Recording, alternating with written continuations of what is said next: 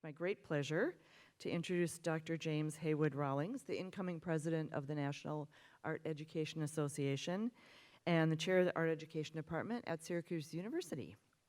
So it's really exciting for me to have Dr. Rolling here tonight because I started in art education at the University of Minnesota, and I've actually been a member of the organization that he will preside over, the National Art Education Association, for 40 years. In addition to the 2 full-time jobs that I mentioned, Dr. Rolling is also the chair of the Equity, Diversity, and Inclusion Commission at the National Art Education Association. And in 2017, he was a Distinguished Fellow at that same organization, recognized for a career of exemplary research, scholarship, teaching, and leadership in the field of art education. And there's even more, but I'm not going to take up any more of his time. Please join me in welcoming Dr. Rolling.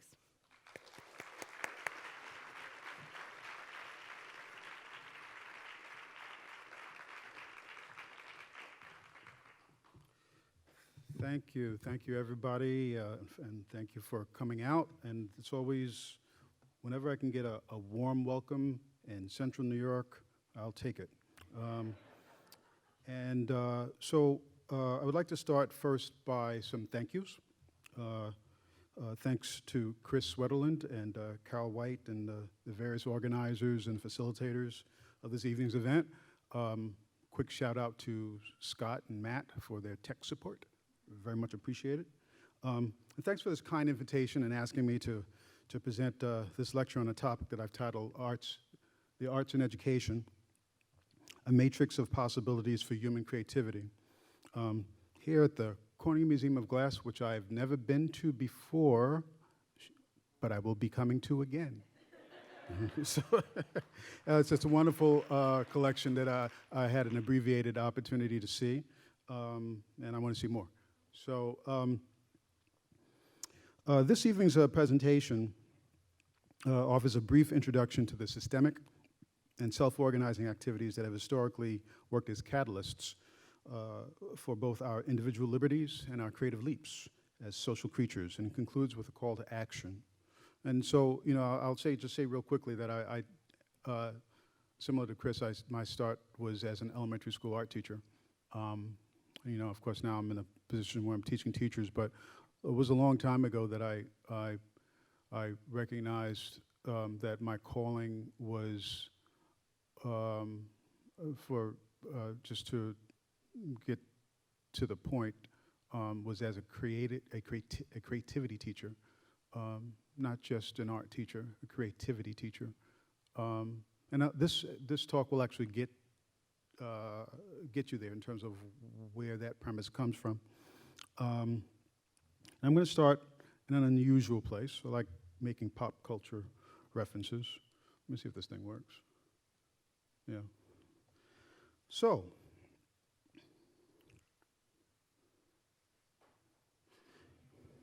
in 1999, The Matrix opened up at a theater near you, a popular sci-fi kung fu high-octane action flick that communicated a story with deep implications about our desire to perceive our identities as fixed, neatly encapsulating stories, with all the corners tucked tightly, and the subsequent need to be liberated often from the confines of too easily scripted definitions. At a pivotal moment in The Matrix, our hero, named Neo, is confronted by a character named Morpheus, with a choice between a red pill and a blue pill.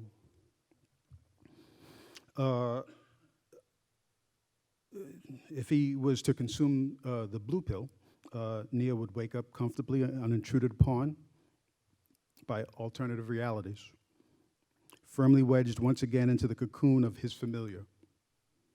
Consume the red pill, however, and Neo joins a rebellion against the single story, the familiar framework of his identity, catastrophically falling away as he is irrevocably expelled from his containment. Neo opts, otherwise there wouldn't be a movie, to topple the existing framework his adventure to find out who he suddenly is and become himself. Our hero's identity is changed the moment he is removed from his containment. While rock music blares from the soundtrack, Neo is now both product and agent of his change.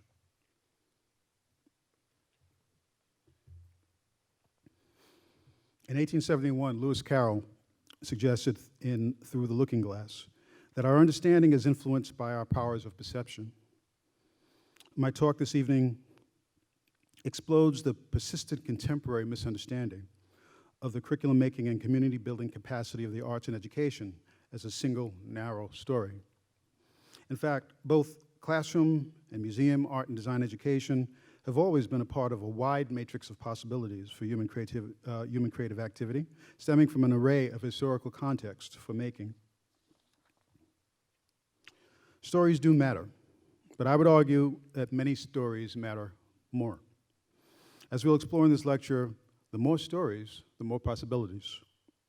If stories are the food for the young, as Bruno Bettelheim once claimed, stories are also the stuff that human development is made of. In 2014, Chimamanda Ngozi Adichie gave a popular TED Talk emphasizing the danger of the single story. Listen to it when you have a chance. One of the more persistent and pernicious single stories in existence, as far as this is something actually that I push back at every semester with new students coming into Syracuse University Art Education. One of those single stories is the story of why art matters. We've all heard it. Art is important because it gives people an opportunity to express themselves. And that's it. That's the whole rationale. However, the inadequacy of the rationale should be obvious. The definition of the word express is to communicate, convey, indicate, show, demonstrate, reveal, make manifest, put across, get over, articulate, put into words, utter, give voice to, state, assert, proclaim, profess, air, or make public. When one stops to recognize that there are 100 ways for individuals to express themselves every day without ever making anything or saying anything of lasting value or even being creative at all, when more people express slurs or epithets and taunts or threats or falsehoods or gossip or meaningless small talk each day than anything that appears to be a work of art, it becomes evident that this one single story about art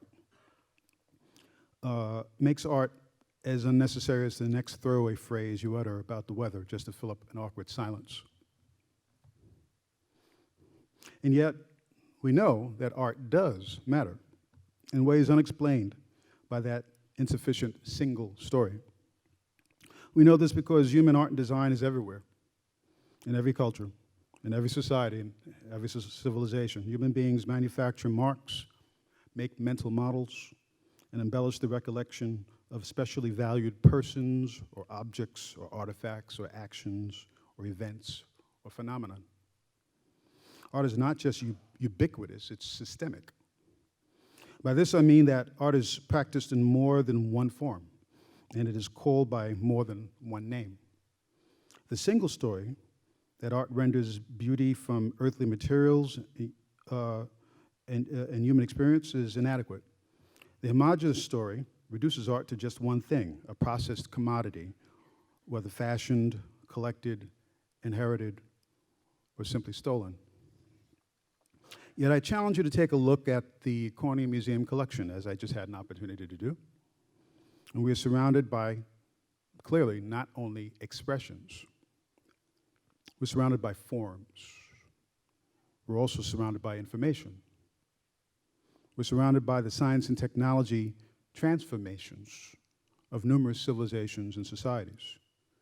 Taking the red pill and looking beyond the single story, we perceive that the many splendored stories of art and design playing themselves out right in front of our eyes, depicting a network of processes that do far more than render beauty. Art and design practices are manifold, and heterogeneous systems for rendering meaning from human experience, from our relationships and physical encounters, leaving behind the residuals of our lives as enticements for others to respond to, signals of things that mattered, the remains of the day and differences made, reminders that we here with eyes wide open watched and recorded our observations in the form of many stories, what mythologist Joseph Campbell once called indications implying the ineffable, that which cannot simply be put into words. So let's begin this evening with a simple premise that art and design and craft and performance and architectural practices matter much more than we may have thought, in ways that we may have never considered. After all, our capacity to respond creatively to the needs at hand, driven by imagination and not just by instinct, is essential to what makes us human. So, art and design takes essential time and energy to create. I was mentioning to Chris that she was asking if I still have time to make my own art, and I do. It's not as much time as I used to have.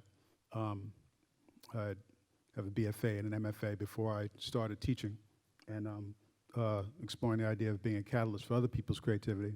But I do spend a lot of time making portraits.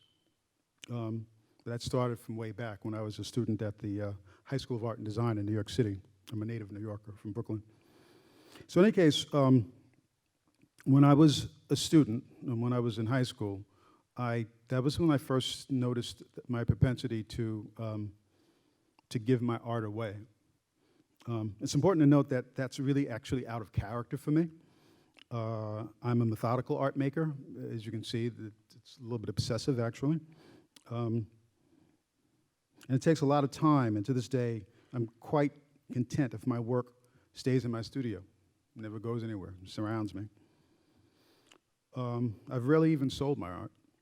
But for me to give something that I made away, it had to strike me that someone else needed it more than I did. Yet I did this often. I started writing poetry in high school. As a matter of fact, when I did my BFA, I minored in creative writing. But sometimes when I wrote poetry, when I was very young, I did it for the sole reason of addressing and giving it to friends of mine who might have been down, and rather than having them knowing what it was like to suffer in silence. Being very introverted myself, I wanted to sort of reach back and help them from being swallowed into the same emotional abysses that I sometimes landed in. So as I reflect back, I realized that I was intentionally practicing art as an altruistic exercise, transferring my energy as a social response to someone whose energies were at their low. Energy generation and transfer is also an underlying premise of the unique meta-economic theory of consumption described by Georges Bataille in his 1949 book, The Accursed Share. Bataille argues that the natural social interaction between human beings generates an excess of energy that must be expended and consumed one way or another, either towards the profitless exercise of helping one another be more human, or else using one another for profit, solely and sometimes often brutally for personal and private gain. Creative activity, whether visual art or design or performance or literature or architectural or scientific, is therefore a self-actualizing means of increasing human access to the renewing energy of countless adaptive creative transmissions, thereby increasing the stock of our shared resources. Ultimately, the generation of such surplus energies is proliferated through the interactions of members of any given sociocultural swarm, whereby the richest achievements of that group are not the product of single individuals, but of social systems spreading ideas and behaviors that aid collective resilience, ensuring the survival of the patterns that sustain us all. Preserving or reinforcing life-sustaining patterns through creative activity is an exercise that builds not only ourselves, but we build culture that way as well. We respond to the needs directly at hand. We correspond with one another, trading ideas and materials in order to stock up resources for the future.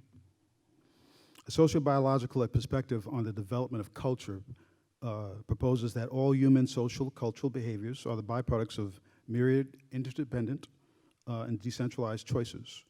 The chaos of life rendered into a coherent pattern through the manufacture of communicative marks or fabricated models or aesthetic interventions.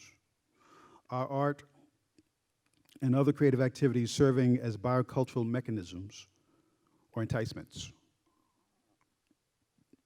aimed at rapidly altering the development or the direction of our collective or our society or our swarm.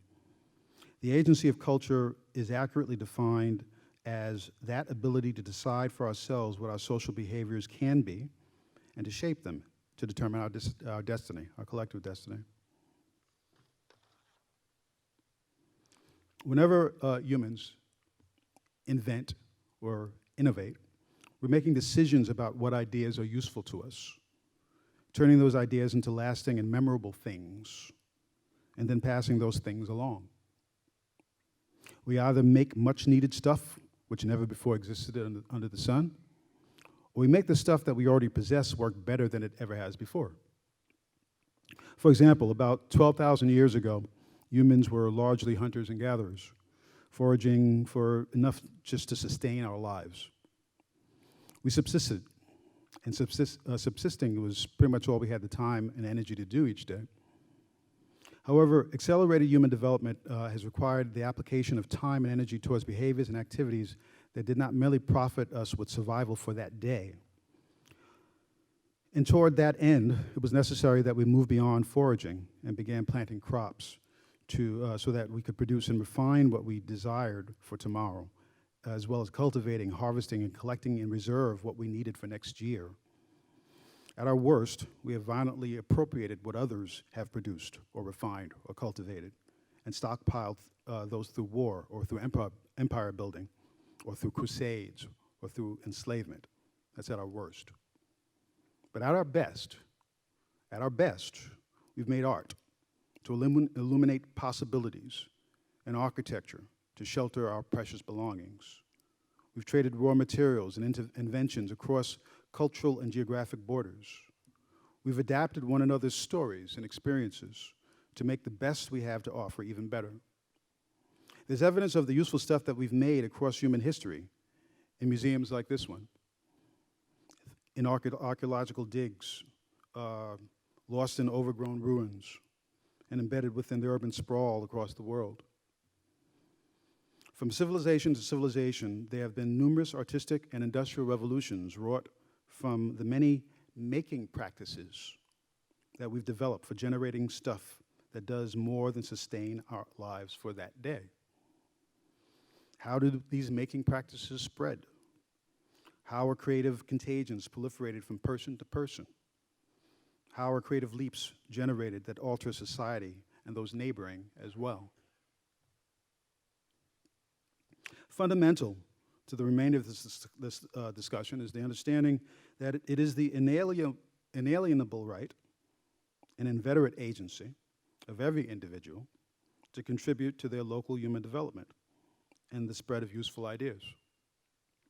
According to a 2011 article by Julius Shaw, while the natural and inalienable rights that make every man and woman equal are God-given, human rights are secured and bestowed by human governmental institutions and have become a catch-all term for anything we desire or deem important. As a result, whereas natural rights such as life, liberty, and property are rights that government protects from infringement by others, human rights such as housing and leisure are often things that government is obligated to provide. Perhaps the most crucial and unacknowledged of all human rights is the right to signify meaning, to signify one's lived experience, one's affinities, aspirations, beliefs, and cultural views as ideas worth spreading.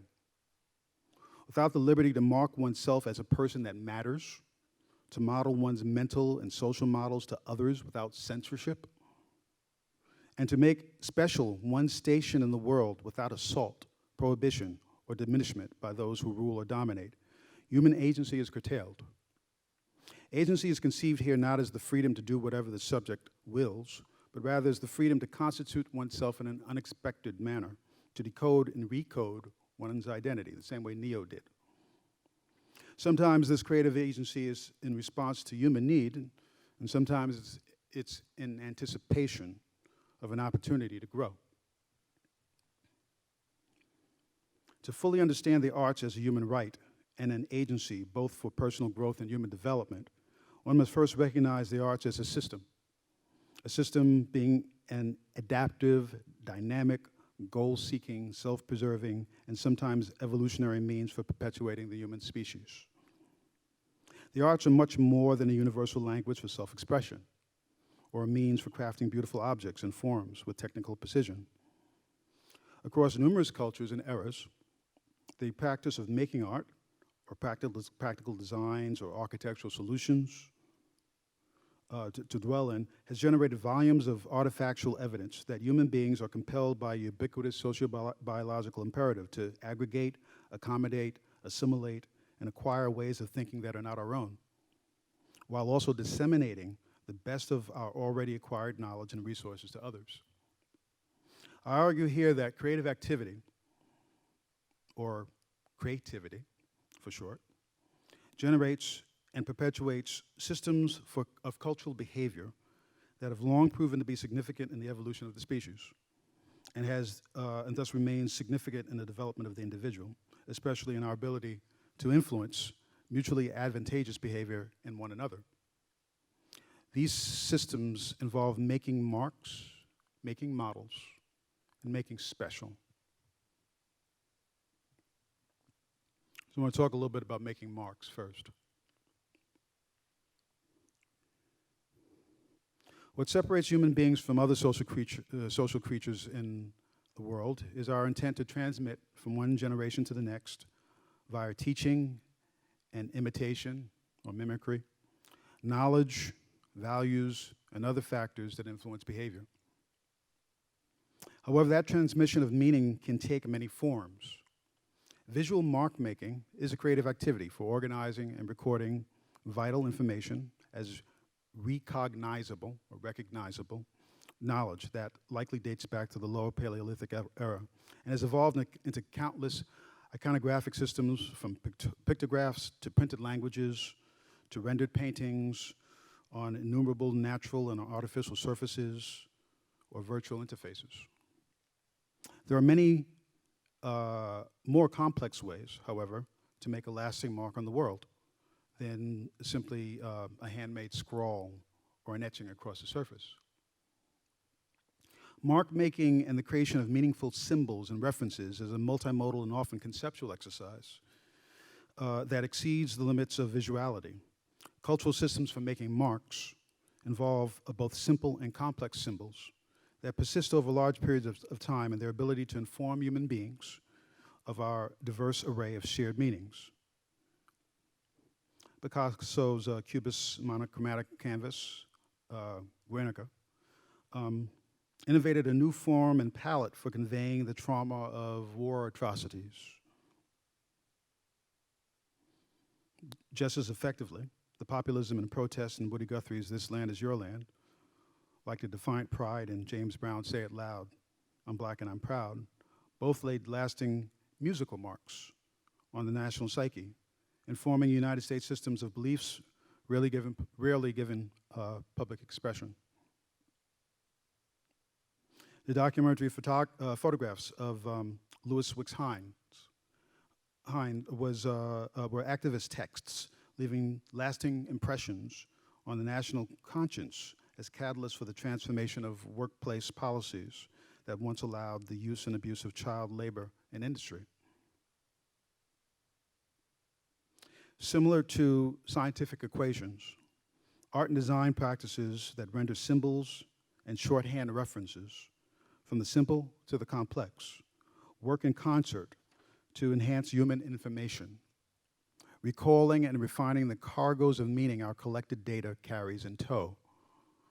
Whether we utilize oral, visual, written, or performance arts practices, or utilize industrial, environmental, or interactive design practices, creative methods for organizing and processing human data effectively inform not because they are beautiful or exquisitely refined.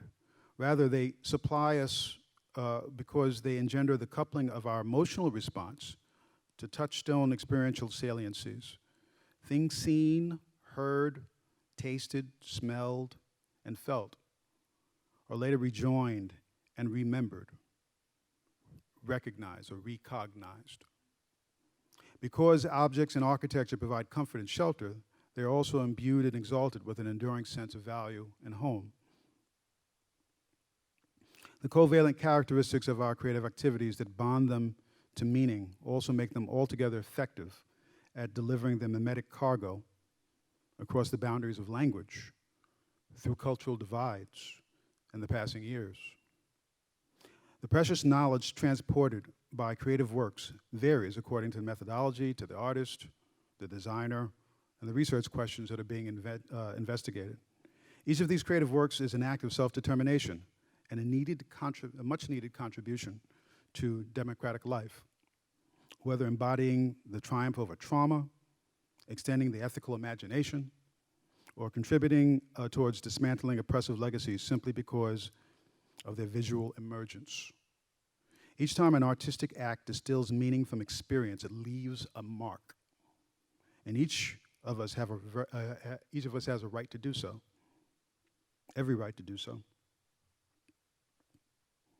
Let me talk a moment about making models. Model making is a creative activity for providing an organized account of systemic relations, whether we're referring to physical models, to scale or not to scale, representational models, such as maps or diagrams, syntactic models that provide useful analogies to aid understanding, or even mathematical models of natural phenomena and material properties, such as the eloquent equation equals mc squared. Once knowledge is constructed into a model, or once knowledge is constructed, it must either be modeled and perpetuated, or else modeled and advanced. Otherwise, that knowledge is eventually lost as individuals die and societies disperse. In the conveyance of ideas worth sharing, models, and I'm quoting, models are considered the principal means, if not the chief ones, with which scientists either A, represent, investigate, control, and impose order on physical systems and phenomena, and B, put scientific theory together in coherent ways and corroborate it efficiently. But the practice of making mental models is just as prevalent in artists and designers in their effort to represent their observations and fabricate their designs and interventions. In fact, cognitive scientists have long argued that model construction and the deployment and model construction and deployment are not restricted to science, and that these activities extend to all sorts of human endeavors. The human capacity to create useful mental models, both to replicate and improve upon, is a fundamental aspect of the work of Anton Howes, a historian of innovation and a lecturer of economic history at Brown University, who has been examining the explosion of innovation that occurred in Britain between 1551 and 1851. According to Howes, growth spurts in invention and in innovation all start with the spread of what he calls an improving mentality that first manifests itself as tinkering with prevalent models, ad hoc gadgetry, at first meant and messing around with stuff that's already in use just to make it work better. Any happenstance innovations and practices that made them are then diffused along from person to person. Howes theorizes that the critical aspect that triggered the still rippling effect of the British Industrial Revolution, and there have been many industrial revolutions and renaissances, and there's plenty of literature talking about it didn't just all take place in Europe. But his focus is on something that I think I want to make use of. So his focus is, of course, on the British Industrial Revolution, and that ripple effect. And what made the British Industrial Revolution different from all the industrial revolutions in other parts of the world before it was the widespread and rapid dissemination of encyclopedias, private journals, sketchbooks, almanacs, laboratory logs, and other digests presenting the efforts of individuals to carefully measure, catalog, patent, and claim ownership over their ideas, creating a massive availability of raw data to be further transformed into wave after wave of useful innovations by increasing the numbers of innovators. Like artists and designers, scientists invent their conceptions, just like ordinary people do, in order to reconstruct in a convenient way what they represent in the real world. To build a theory is to build a model or a basic approximation of life forms, materials. I'm thinking about the periodic table that's popped in my head. Objects, phenomena, systems, relationships, and other events that once existed, or are imagined to exist in the world as we know it. Ultimately, a theory, whether artistic or scientific, is a representative construction or a reconstruction of either lived experience, systematic discovery, or preliminary speculation so that others may also comprehend that particular experience, material encounter, experiment, or analogy. If theories are models, the theoretical reconstructions that we make of our experiences, our experiments, or our predictions may either be conceptual and transcribed in a symbolic or mathematical language, or physically assembled. Hence, a story is a mental model. A hypothesis is a mental model. A work of art is a mental model. So is a memory or metaphor. Models are the stuff that our innovations are made of. Human beings generate models because of their utility at making knowledge and experience visible. Models coalesce and simplify our recollection of valued understandings or observations, making it easier to negotiate divergent bodies of knowledge in a complex world where new information cannot always be integrated into the existing paradigm, and problems sometimes emerge or persist which cannot be resolved. In such cases, new models for negotiating both the known and the unknown surrounding the human experience can arise to supplant or topple prior models that are becoming obsolete or ineffective in the maintenance or translation of knowledge. In the study of human habit-forming behavior, the infinite mirror effect refers to the evidence that the human condition and cognition is systemic, that when you make a change to one behavior, it will activate a chain reaction and cause a shift in related behaviors as well. This is a scene from one of my favorite movies, Inception. Creative activity is no less systemic. And when you make a change to one mental model, it will activate a chain reaction and cause a shift in related perceptual models that individuals or society also lives by. Let's speak to this notion of making special and where that comes from.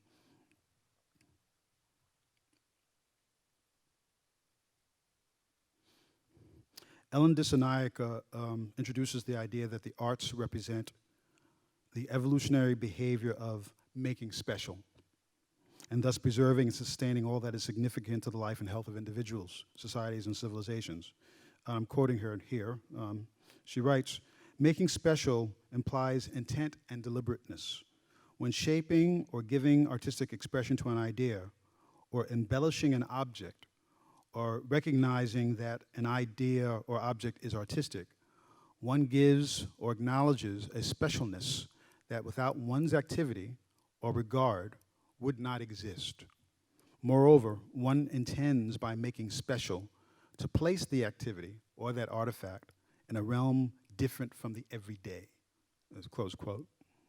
This NAEA helps recast everyday art making as part of a vast sea of creative activities through which people all over the world have historically assigned enduring meanings to artifacts to which they have a natural or crafted affinity.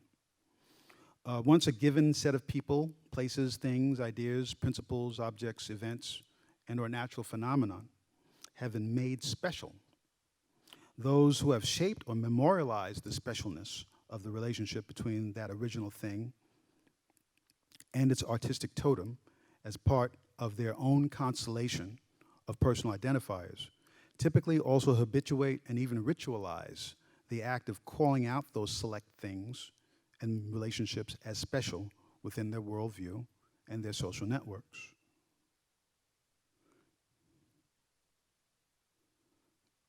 So I'm sharing here some works by contemporary artist Mark Dion. Mark Dion is a contemporary artist who has rediscovered the oft-forgotten intersection between the artistic method and the scientific method, that long before science was systemically organizing the known world into categories of special, the arts were methodically applied towards doing the same, albeit differently. Dion's artwork makes special the various thingamajigs and organizing devices that humans create for collecting and organizing what we know so that we can grow. From museums to historical cabinets of curiosities.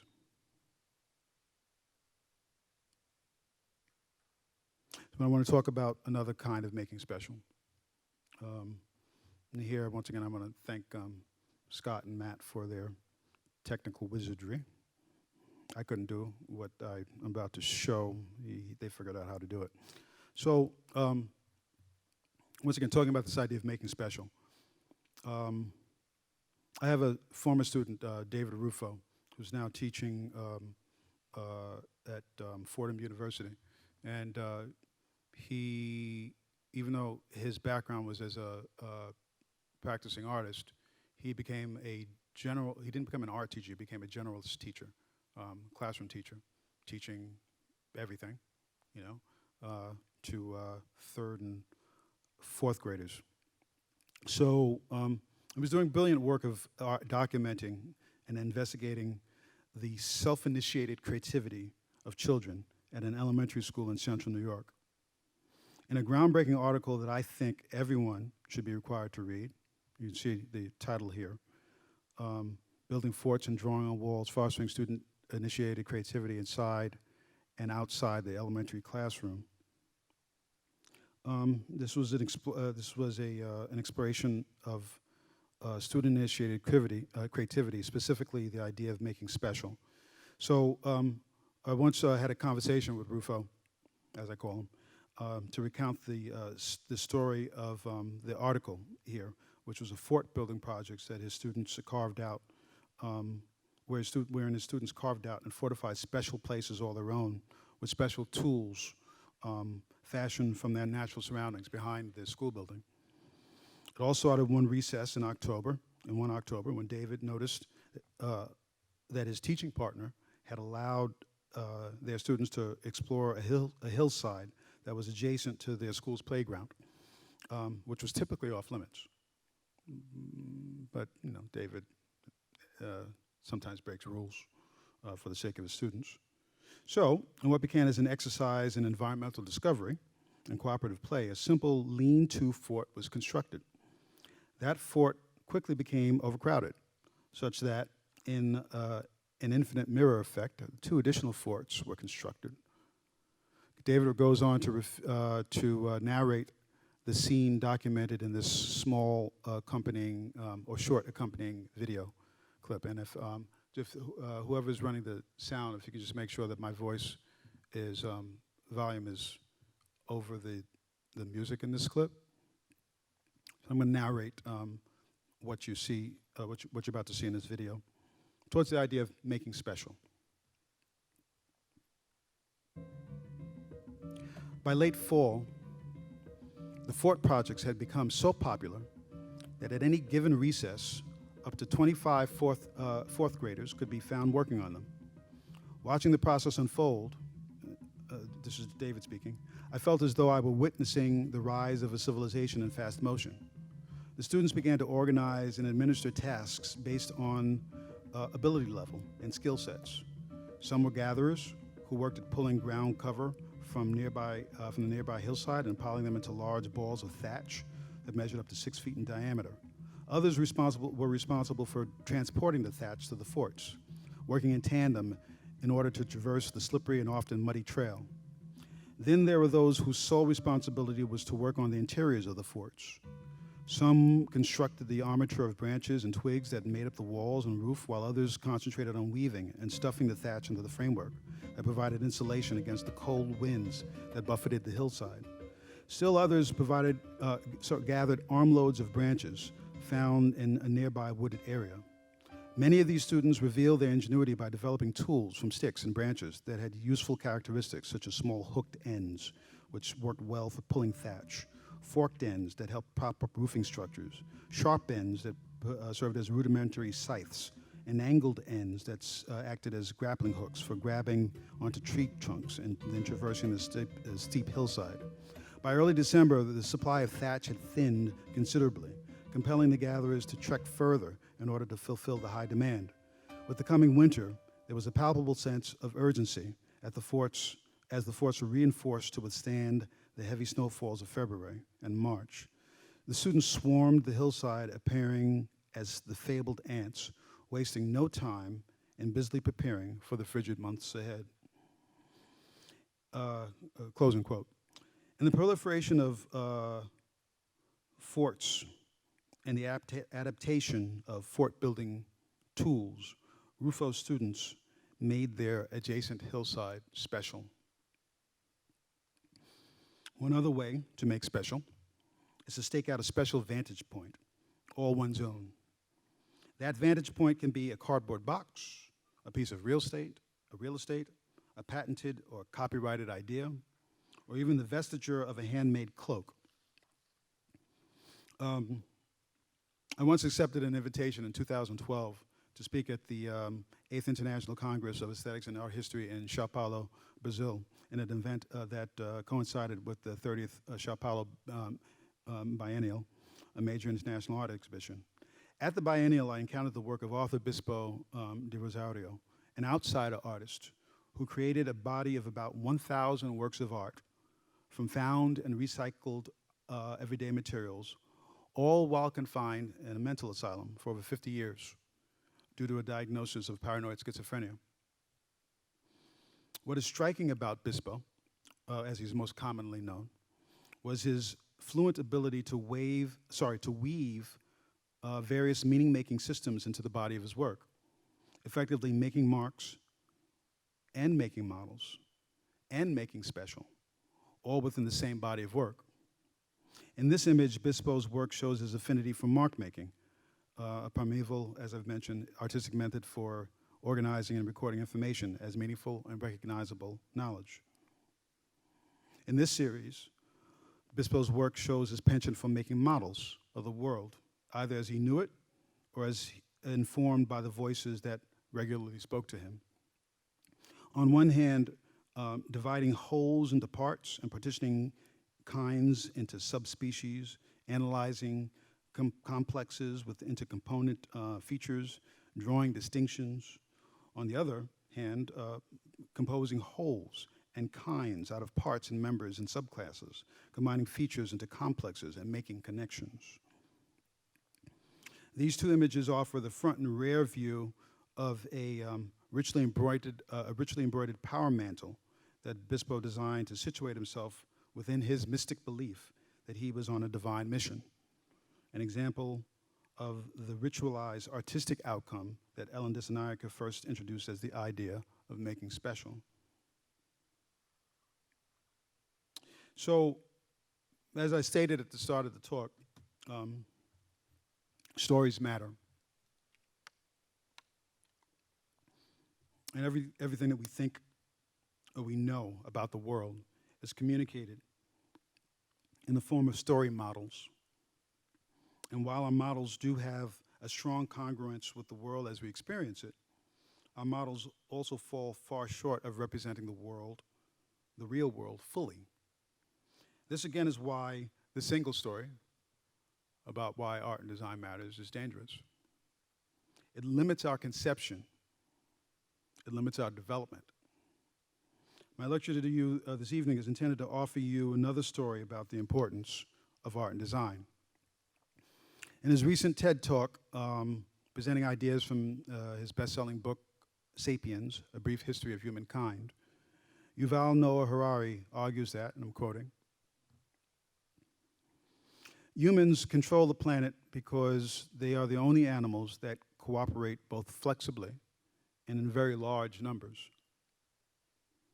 Now, there are other animals, like the social insects, the bees, the ants, that can cooperate in large numbers, but they don't do it so flexibly. Their cooperation is very rigid. There's basically just one way that a beehive can function. And if there's a new opportunity or a new danger, the bees can't reinvent the social system overnight. They cannot, for example, execute the queen and establish a republic of bees or a communist dictatorship of worker bees. This is largely because the cues for social behavior are primarily chemical pheromones or instinctual responses to stress. In scientific experiments to determine what causes locusts dumped into a cylindrical bin to swarm, it was discovered that when enough locusts are in close proximity, bites from behind send individuals fleeing to safety, because they'll eat each other. While insect response is capable of evolution over time in response to changes in the environment, it is incapable of innovation overnight in responding to shifting mental models and imaginative prompts from nearby locusts, nearby thinkers and doers. So eventually they organize into conga line clusters to avoid being confronted by masses of other locusts that would mindlessly overwhelm and eat them alive. In their stress, they also emit chemical pheromones to attract even more locusts, resulting in a swarm. Now, social mammals such as wolves, elephants, dolphins, and chimpanzees do a much better job of cooperating more flexibly than insects, but they can only do so in small numbers. As Harari points out, and I'm quoting, "The only animal that can combine the two abilities together to cooperate both flexibly and still do so in very large numbers is us, Homo sapiens. In a struggle for survival on a lonely island, 1 versus 1, or even 10 versus 10, chimpanzees might be better than us. But if you pit 1,000 humans against 1,000 chimpanzees, the humans will win easily, for the simple reason that 1,000 chimpanzees cannot cooperate at all." So why is this? What allows humans to cooperate so flexibly in both improvisational and ritualized creative activities, whether in small groups or large groups, in organized and sustained intellectual and cultural movements that range from local to global, often with no requirement of ever having met before, no intimate knowledge of one another, often across boundaries of time and space, following only the words printed perhaps in a book, or the symbols in a work of art, or the equations recorded in a scientific equation. What allows humans to maneuver from swarm to swarm to swarm, often maintaining simultaneous membership in each and exhibiting radically different behaviors, depending upon if they're at the cafeteria table with the ROTC cadets, or with the varsity jocks, or with the art geeks, or with the math nerds, or at home with their own family members, in their house of worship, or on the job. How is it possible that humans are so different from every other social creature? My argument is that the answer is in our capacity to generate and entice one another with stories to live by, both in conjunction with our cognitive capacity to store and document those stories, both fictional and experiential. The human story capacity is as systemic as it is epic. In that saga, that story capacity is on display here at the Corning Museum of Glass in 1,000 different looking glasses, 1,000 different stories.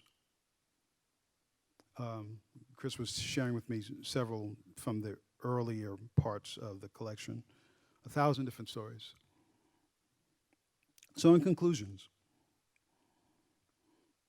the purpose of art and design and craft and performance and architecture goes far beyond self-expression. These creative practices afford human beings the natural right to make marks and to leave behind those marks as a means to signify individual meaning, social order, cultural values. Creative practices also afford the individuals the natural right to make models to live by and dwell within,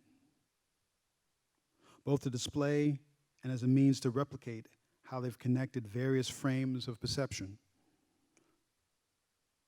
Finally, creative practices exercise the human right to make special, to make sacred, to make fierce, to make monumental, to make apparent, to ready the next viewer for the next creative leap of our species.